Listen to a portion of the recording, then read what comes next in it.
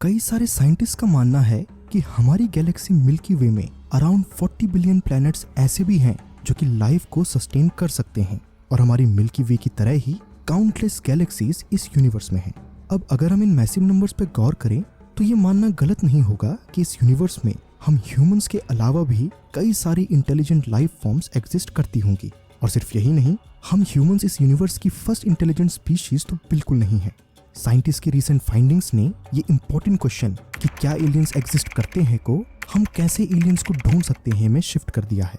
अनगिनत possible alien civilisation में से कई सारी सिविलाइजेशन ऐसी भी होंगी जो कि हमसे मिलियंस या कहीं बिलियन साल पहले से ही एग्जिस्ट कर रही होंगी। हमारे लिए उनकी इंटेलिजेंस और साइंस एंड टेक्नोलॉजी को इमेजिन कर पाना भी काफी ज्यादा डिफिकल्ट है। एक एस्ट्रोनॉमर जिसका नाम निकोलाई कार्दाशेव है, उनका भी यही मानना था। उनका कहना था कि यूनिवर्स में ऐसी कोई ना कोई एलियन सिविलाइजेशन जरूर होगी जो कि बिलियंस ऑफ ईयर्स पुरानी हो, और इसी थॉट के साथ उन्होंने सिविलाइजेशन को उनकी टेक्नोलॉजिकल एडवांसमेंट के बेसिस पे उन्हें डिफरेंट लेवल्स में क्लासिफाई किया। कार्दाशेव का मानना था कि फर्क नहीं पड़ता कि एलियंस आखिर कौन से टाइप के हैं, कैसे दिखते हैं, क्या खाते हैं, लेकिन किसी भी सिविलाइजेशन को डेवलप करने के लिए सबसे ज्यादा जरूरी जो चीज लगेगी वो है एनर्जी। एनर्जी ऑफ कोर्स काफी ज्यादा इंपॉर्टेंट है लाइफ को मेंटेन करने के लिए, बट साथ ही साथ साइंस एंड टेक्नोलॉजी में डेवलपमेंट के लिए भी एनॉर्मस अमाउंट ऑफ एनर्जी की जरूरत होती है। जो सिविलाइजेशन जितनी ज्यादा एनर्जी को प्रोड्यूस कर सकती है उसे उतना ही एडवांस्ड माना जाएगा। इसके बाद कार्दाशेव ने सिविलाइजेशन के द्वारा यूज किए जाने वाली एनर्जी के अमाउंट को एस्टिमेट किया और इसे पॉसिबल एलियन सिविलाइजेशंस को क्लासिफाई करने में एक इंडिकेटर की तरह यूज किया। इस क्लासिफिकेशन के मेथड को आज हम कार्दाशेव स्केल के नाम से जानते हैं।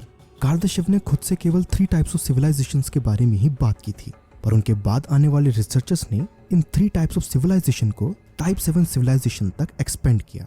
अब आइए जानते हैं कि आखिर ये सभी सिविलाइजेशंस कैसी होंगी। तो मेरा नाम है एजे, आप देख रहे हैं एजे टॉक्स। चलिए शुरू करते हैं। Last year, Congress held a formal public hearing on It was the streak seen across the sky, now seen around the world. This is our 8 News Now. Well, no comment from the Pentagon in regards to the now infamous video of the so-called jellyfish UFO. So we categorize these alien civilizations on the basis of energy.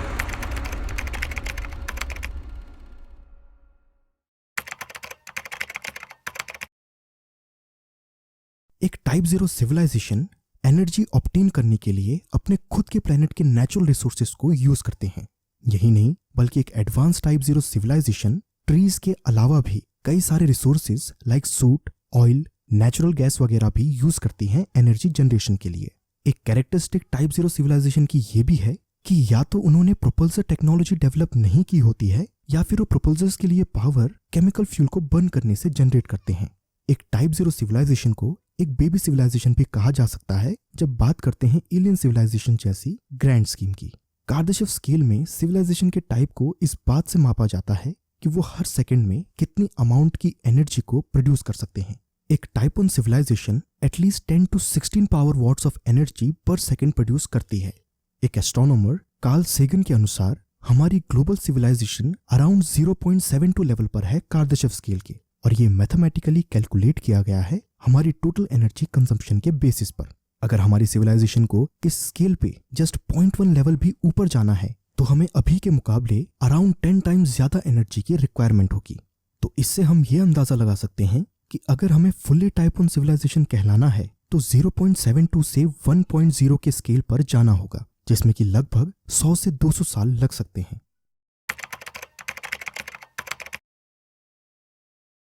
एक type 1 civilisation, जिसे कि planetary civilisation भी कहा जाता है, वो अपने planet के रिसोर्सेज पे डिपेंड नहीं करती है एनर्जी जनरेशन के लिए। इंस्टेड उनका मेन सोर्स ऑफ पावर होता है न्यूक्लियर एनर्जी। हालांकि हमारी सिविलाइजेशन अभी 0.72 लेवल पर है, लेकिन हम फिर भी न्यूक्लियर पावर प्लांट्स को इस्तेमाल करते हैं न्यूक्लियर एनर्जी को इलेक्ट्रिसिटी में कन्वर्ट करने के लिए। ये प्लांट्स एनर्जी को ऑब्टेन करते हैं एक प्रोसेस के थ्रू जिसे कि न्यूक्लियर फिजन कहते हैं। अब न्यूक्लियर फिजन को हम आइडियल नहीं मान सकते हैं क्योंकि इसका एनर्जी कन्वर्जन रेशियो काफी ज्यादा कम है। ये रेडियो एक्टिव वेस्ट जनरेट करता है और इसमें न्यूक्लियर एक्सीडेंट के हाई रिस्क इन्वॉल्व होते हैं। टाइप 1 सिविलाइजेशन न्यूक्लियर फिजन की जगह न्यूक्लियर फ्यूजन को यूज करेगी। अब जिन्हें न्यूक्लियर फिजन और फ्यूजन के बारे में नहीं पता है तो उन्हें बता दूं कि न्यूक्लियर फिजन का मतलब होता है अनस्टेबल न्यूक्लियस को दो लाइटर न्यूक्लियाई में स्प्लिट करना, और न्यूक्लियर फ्यूजन इसका उल्टा होता है। अब अगर हम कोई ऐसी टेक्नोलॉजी डेवलप कर सकें जिससे कि हम न्यूक्लियर फ्यूजन को इस्तेमाल कर पाएं, तो हम एक क्लीन, सेफ और नियरली अनलिमिटेड न्यूक्लियर एनर्जी को ऑब्टेन कर पाएंगे। अब जिन प्रपोजल्स को टाइप 1 सिविलाइजेशन यूज करेगी वो मोस्टली न्यूक्लियर एनर्जी से पावर्ड होंगे। जब हम एक टाइप 1 सिविलाइजेशन बन जाएंगे तो लिटरली सोलर सिस्टम के किसी भी प्लैनेट में मैन्ड स्पेसक्राफ्ट को भेज पाएंगे। हमारी advance science and technology cancer और किसी भी इनक्योरेबल डिजीज को एलिमिनेट कर पाएगी जो कि वायरस एंड इन्फेक्शन से होती हैं। साथ ही साथ हम मेडिकल सेक्टर में इतने एडवांस हो चुके होंगे कि हम किसी भी ऑर्गन को रीजनरेट कर सकेंगे। ये हमारे लाइफ स्पैन को ड्रास्टिकली इंक्रीज कर देगा और हम समुद्र के अंदर और बादलों के ऊपर भी घर बनाकर रह सकेंगे। लेकिन साइंटिस्ट एंड रिसर्चर्स का कहना है कि हमें अराउंड 3000 साल लग सकते हैं अर्ली टाइप 1 सिविलाइजेशन से फुल्ली एडवांस टाइप 1 सिविलाइजेशन बनने में।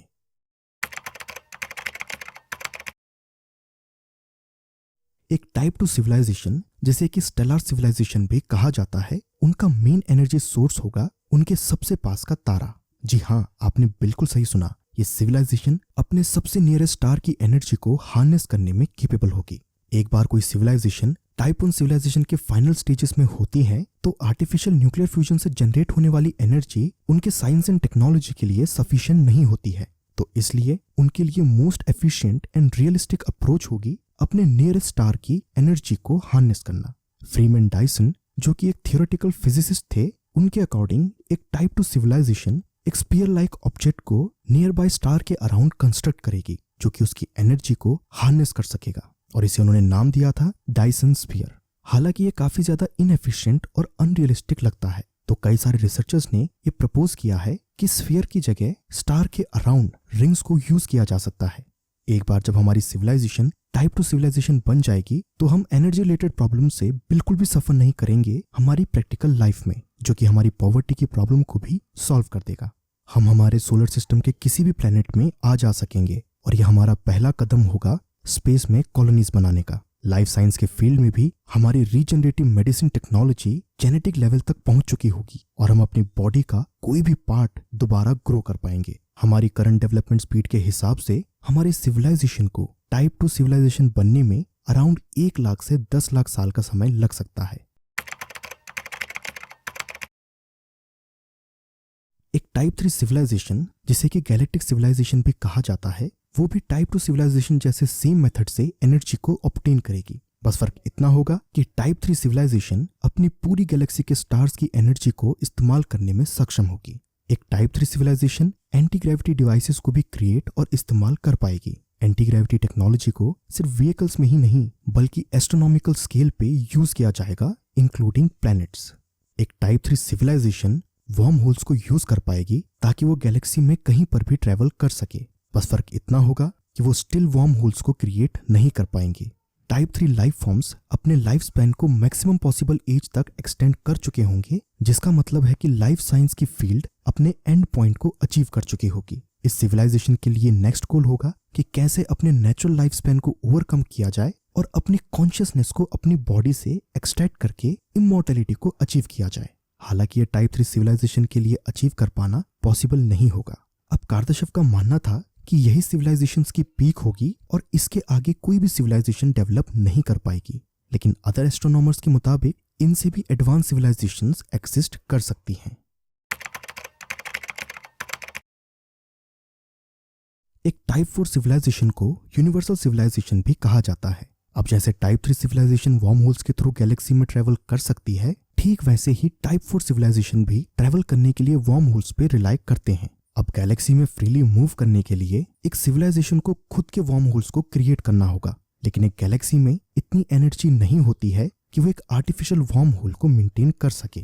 तो इसीलिए टाइप 4 सिविलाइजेशन इस एनर्जी रिक्वायरमेंट को पूरी करने के लिए सुपरनोवास की एनर्जी को इस्तेमाल करेंगे। जिन्हें नहीं पता उन्हें बता दूं कि सुपरनोवा मैसिव एक्सप्लोजन्स होते हैं जो कि किसी स्टार की डेथ पे ट्रिगर होते हैं। एक सुपरनोवा की वजह से एक कंसंट्रेटेड और इंटेंस एनर्जी रिलीज होता है, जो कि एक extremely efficient source of energy की तरह सर्व कर सकता है, क्योंकि ये इतनी एनर्जी होती है जितनी कोई स्टार अपने अंदर स्टोर रखता है और अपनी लाइफ टाइम में रिलीज करता रहता है। एक सुपरनोवा अराउंड हर 40 साल में एक बार होता है हर गैलेक्सी में। तो टाइप 4 सिविलाइजेशन मल्टीपल गैलेक्सीज में ट्रेवल कर करके इस एनर्जी को गैदर करने में सक्षम होगी। एक बार कोई भी सिविलाइजेशन इस लेवल पर पहुंच जाए तो वो फाइनली किसी भी बॉडी से कॉन्शियसनेस को एक्सट्रैक्ट कर पाएगी और इमॉर्टैलिटी को अचीव कर सकेगी।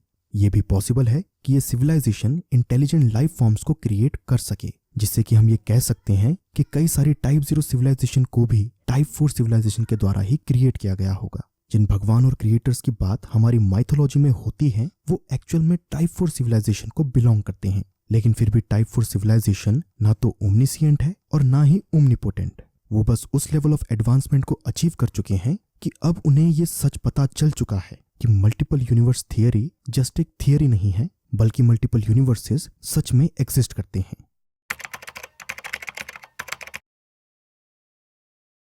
एक टाइप 5 सिविलाइजेशन को मल्टीवर्सल सिविलाइजेशन भी कहा जाता है। जब टाइप 4 सिविलाइजेशन को यह पता चल जाता है कि मल्टीपल यूनिवर्सेस सच में एग्जिस्ट करते हैं और वो किसी तरीके से ऐसी टेक्नोलॉजी को डेवलप करते हैं जिसकी वजह से वो मल्टीवर्स में ट्रेवल कर सकें, तो वो टाइप 5 सिविलाइजेशन में इवॉल्व हो जाते हैं और मल्टीवर्सल बीइंग कहलाते हैं। अब एक यूनिवर्स से दूसरे यूनिवर्स में ट्रेवल करने के लिए अनइमेजिनेबल अमाउंट ऑफ एनर्जी की जरूरत होती है। तो इस रिक्वायरमेंट को पूरा करने के लिए टाइप 5 सिविलाइजेशन को व्हाइट होल की एनर्जी को यूज करने की टेक्नोलॉजी को डेवलप करना होता है। अगर आपको व्हाइट होल के बारे में जानना है तो मैं आई बटन और डिस्क्रिप्शन में एक वीडियो की लिंक दे दूंगा जिसमें कि मैंने इसके बारे में अच्छे से समझाया है। तो टाइप 5 सिविलाइजेशन व्हाइट होल्स को ढूंढ के उनकी एनर्जी को ऑब्टेन करने में सक्षम होगी। ये माना गया है कि एक सिंगल व्हाइट होल एक एंटायर गैलेक्सी के मुकाबले अराउंड 14 मिलियन टाइम्स ज्यादा एनर्जी को रिलीज करता है। अब टाइप 5 सिविलाइजेशन व्हाइट होल से एनर्जी को गैदर करेगी और दूसरे यूनिवर्सेस में ट्रेवल करेगी। इस पॉइंट पे आके उन्हें ऐसा लगेगा कि वो सिविलाइजेशन के पीक तक पहुंच चुके हैं, लेकिन जल्द ही उन्हें इस बात का पता चलेगा कि उनसे ऊपर भी एक सिविलाइजेशन एग्जिस्ट करती है। एक टाइप 6 सिविलाइजेशन को मल्टी डायमेंशनल सिविलाइजेशन भी कहा जाता है। एक बार टाइप 5 सिविलाइजेशन को इस बात का प्रूफ मिल जाए कि 3 डायमेंशनल स्पेस से ऊपर भी कुछ एग्जिस्ट करता है, तो वो उस मल्टी डायमेंशनल स्पेस को अचीव करने के लिए और एडवांस होंगे और टाइप 6 सिविलाइजेशन बन जाएंगे और कहलाएंगे मल्टी डायमेंशनल बीइंग्स। अब हम अपनी बात करें कि हम अभी इस स्टेट में 3 डायमेंशन से ऊपर उठकर 4th डायमेंशन में कदम रखें तो इसके पूरे चांसेस हैं कि हमारी 3 डायमेंशनल बॉडीज कंप्लीटली डिस्ट्रॉय हो जाएंगी। लेकिन टाइप 6 लाइफ फॉर्म्स के लिए ऐसी कोई भी प्रॉब्लम नहीं होगी, क्योंकि वो ऑलरेडी अपनी बॉडीज को डिस्कार्ड कर चुके हैं और इमॉर्टल बन चुके हैं। उनके लिए जो प्रॉब्लम होगी वो है एनर्जी रिक्वायरमेंट। इस अमाउंट ऑफ एनर्जी को गैदर करने के लिए उन्हें मल्टीपल यूनिवर्सेस में जाके जितने हो सके उतने व्हाइट होल से एनर्जी को ऑब्टेन करना होगा। ऐसा करते ही वो nearly unlimited amount of energy को ऑब्टेन कर पाएंगे। जो कुछ भी ये सिविलाइजेशन अब तक अचीव कर पाई है उसका भी हजारों गुना वो अचीव कर लेगी जस्ट एक ऊपर के डायमेंशन में एंटर करके। फॉर एग्जाम्पल, ऐसी सिविलाइजेशन टाइम में आगे पीछे ट्रेवल कर पाएगी, कॉज एंड इफेक्ट को ओवरकम कर लेगी और ट्रूली ओमनीपोटेंट एंड ओमनिसिएंट बन जाएगी। लेकिन बात यहीं खत्म नहीं होती है। अब इनके मन में ये सवाल आएगा कि अगर इन्होंने टाइप 0 सिविलाइजेशन को क्रिएट किया है तो फिर आखिर इन्हें किसने क्रिएट किया होगा। एक टाइप 7 सिविलाइजेशन को क्रिएटर सिविलाइजेशन भी कहा जाता है। अनफॉर्चुनेटली एक सिविलाइजेशन टाइप 6 सिविलाइजेशन से बियॉन्ड डेवलप नहीं कर सकती है। एक टाइप 6 सिविलाइजेशन को ये रियलाइज हो जाता है कि उनके ऊपर भी एक क्रिएटर सिविलाइजेशन एग्जिस्ट करती है, लेकिन वो टाइप 6 सिविलाइजेशन उस टाइप 7 सिविलाइजेशन में डेवलप नहीं कर पाएंगे, no matter how hard they try. Creator civilization सच में कोई सिविलाइजेशन नहीं है, बल्कि वो खुद एग्जिस्टेंस है। सभी matter, energy, natural laws, space time और डायमेंशन के क्रिएटर इस लेवल में रहते हैं। वो गॉड नहीं होंगे, बल्कि गॉड ऑफ गॉड्स होंगे। अभी जिस लेवल पे हमारी सिविलाइजेशन एग्जिस्ट करती है, हम टाइप 7 सिविलाइजेशन को इमेजिन भी नहीं कर सकते हैं। अब हम टाइप 6 सिविलाइजेशन तक पहुंच पाएंगे या नहीं, ये तो हम लोग अपने पूरे लाइफ टाइम में भी नहीं जान पाएंगे। लेकिन अगर आपको जानना है कि कितने डायमेंशंस होते हैं और वहां कैसे बीइंग्स एग्जिस्ट करते हैं, तो लेफ्ट वाली वीडियो पे क्लिक करें। साथ ही साथ अगर आपको जानना है कि स्टार की डेथ कैसे होती है, तो राइट वाली वीडियो पे क्लिक करें। तो आशा करता हूं कि आपको ये वीडियो समझ आ गई होगी। मैं मिलता हूं आपसे नेक्स्ट वीडियो में फिर किसी इंटरेस्टिंग टॉपिक के साथ। ये वीडियो पूरा देखने के लिए धन्यवाद।